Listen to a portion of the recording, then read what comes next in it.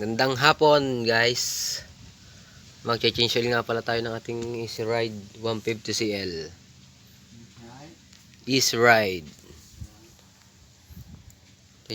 Mag-change oil na tayo. 1.5 na yung takbo na rin. Gagamitin kong langis ay Shell Advance Active Technology. Synthetic yan mga boss. 800 ml. Shell Advance, baka naman. Baka naman. Ating bubuksan na dito sa ilalim. Tayo na mag-change oil na rin. Hindi na ako nakapunta sa Motorstar. Medyo busy. Nagagamit ko nga pala yung 17.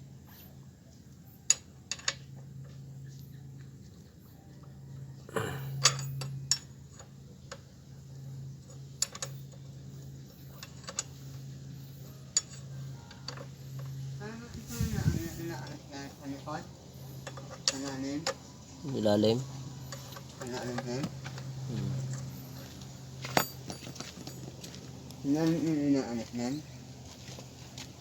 Salalim.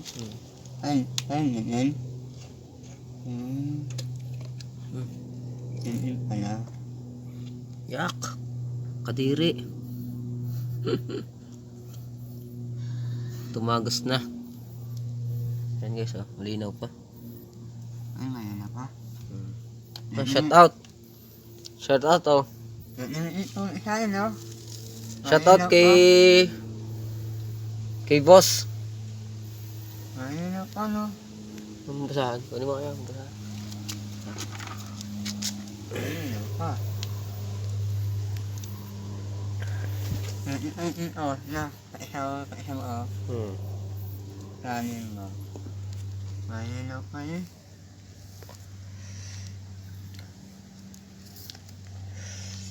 Ito ang aking ginamit at marami ring experience.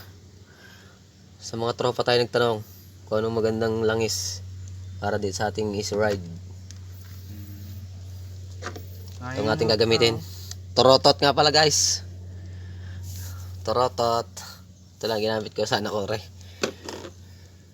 Malinaw pa. Ito muna yan.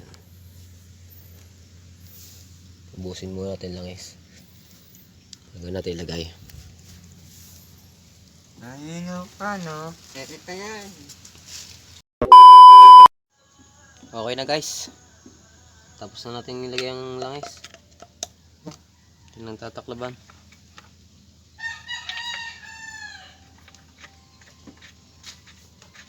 Tapos na tayo mag-change oil. Atin mong i-open. Wait a minute. Mahawakan